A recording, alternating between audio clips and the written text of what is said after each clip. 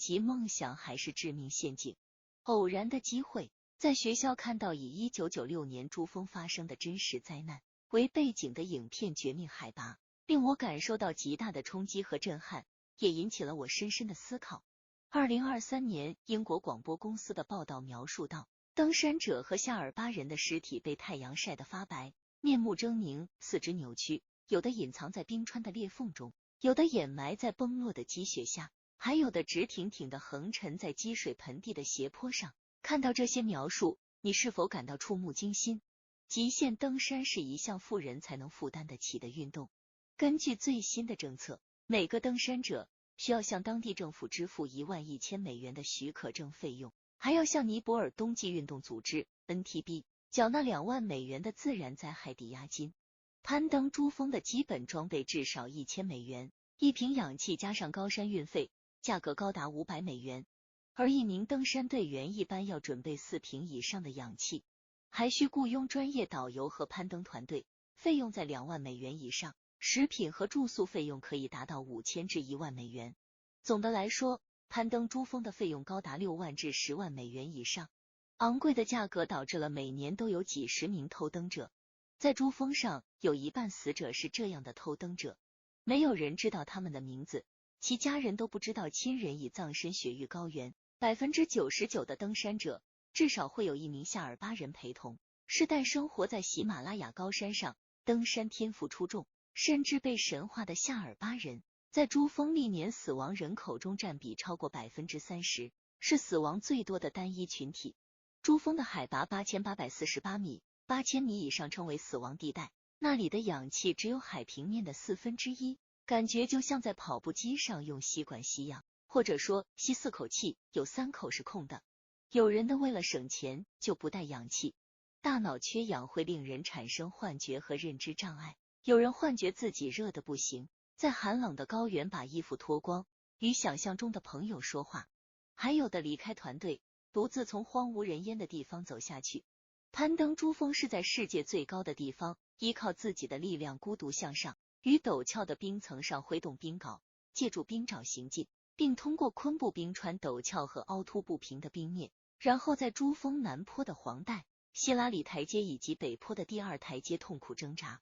攀登者要依赖提前架设好的绳索和楼梯前行，如果辐射不及时，攀登者就会错过最佳登顶时间。登顶后必须在下午2点以前离开，因为山顶的气候神秘莫测，刚刚还是晴空万里，突然间就乌云密布，狂风大作。一旦遇上暴风雪或雪崩，十有八九要毙命。1996年的大灾难就是因为夏尔巴人架设索道延误，在登顶后返回的途中遇上暴风雪，13人死亡。珠峰上的遗体也成了攀登者的路标。最有名的路标是一个被称为绿靴子的1996年丧生的印度登山者泽旺帕勒哲 Sewang Pal Jawar。 20年间，他的遗体一直停留在登顶者经过的路上。当雪层较薄时，攀登者不得不从他的前腿上跨过，前往峰顶。从珠峰上移走尸体是一项昂贵且危险的任务。一具80磅的尸体因为与周围的冰块连结在一起，能变成150磅重。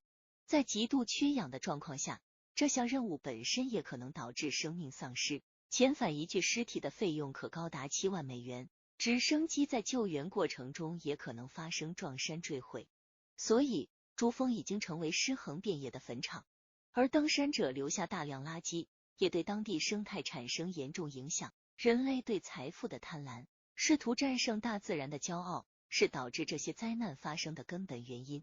2023年，尼泊尔当局一共颁发了478张珠穆朗玛峰登山许可证，获利约580万美金，创下70年以来的最高纪录。虽备受批评，但当局并不愿意降低发放数量，因为对于尼泊尔而言是一笔不菲的收入。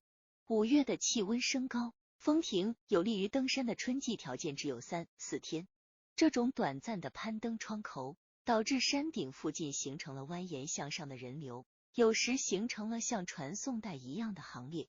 2023年珠峰攀登人数也已超过1000人。珠峰大堵塞是死亡人数激增的主要原因。